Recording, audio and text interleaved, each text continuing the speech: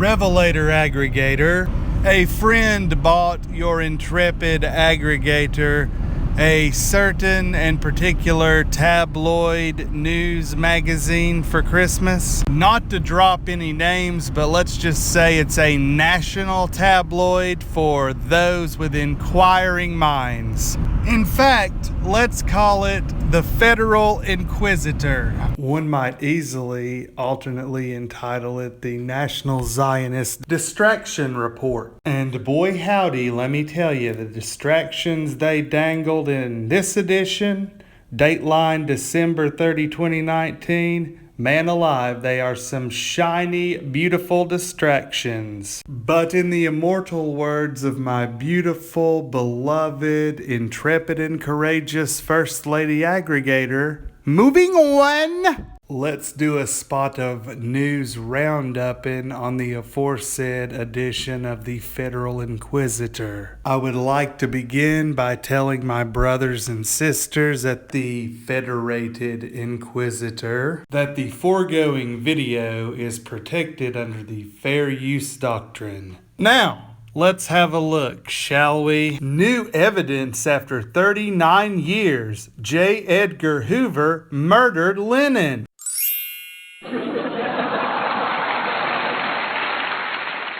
But Federated Inquisitor, I thought J. Edgar Hoover died in 1972. Per the Federated Inquisitor, citing the, quote, claim of two journalists who believe Hoover and the CIA used MK Ultra zombie Mark David Chapman to kill John Lennon. Extra, extra! Japanese bomb Pearl Harbor! And there you have it.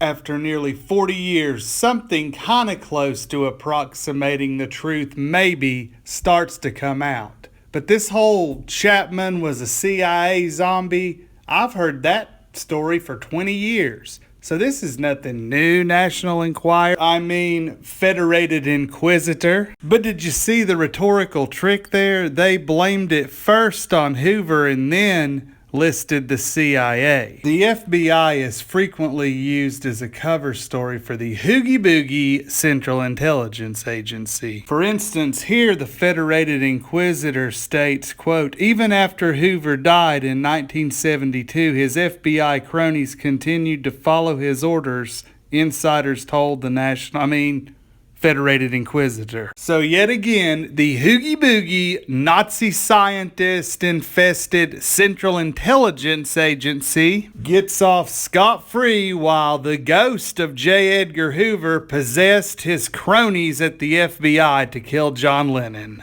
Incredible. John Oogie Boogie OTO Lennon might not have even died on December 8, 1980. He might have been extracted by some intelligence agency for all we know and put in some kind of double top secret super deluxe witness relocation program. His Oogie Boogie self-proclaimed witch wife behaved very oddly on that fateful evening. If you all don't know what a wicked, depraved, evil, awful, criminal, demonic organization the OTO is, count yourself lucky and count me jelly of your beautiful and innocent ignorance. It's also pretty clear that Yoko was some kind of intelligence agency handler for Lennon. I must also regretfully advise that that is not a doctored photo. Yoko Ono really had an album called Ono, Yes, I'm a Witch. Further proof that it was some kind of extraction lies in the fact that some old guy in Canada is apparently a dead ringer for John Lennon, and there's some scuttlebutt on the interwebs that it's him, and I don't remember the guy's name. And I apologize. I also apologize for dismissing him as some old guy. Anyhow, per First Lady aggregator, moving on. I don't really have time to do a proper report on this next story, and I will follow it up within a forthcoming part 2 of this news roundup. But in brief, pray for Britain's Prince Andrew, y'all. Apparently he's been informed that he will be committing suicide pretty soon. And apparently he's being advised of his impending suicide by his relatives. I mean by palace insiders. And I'm sure if the public ever realizes en masse what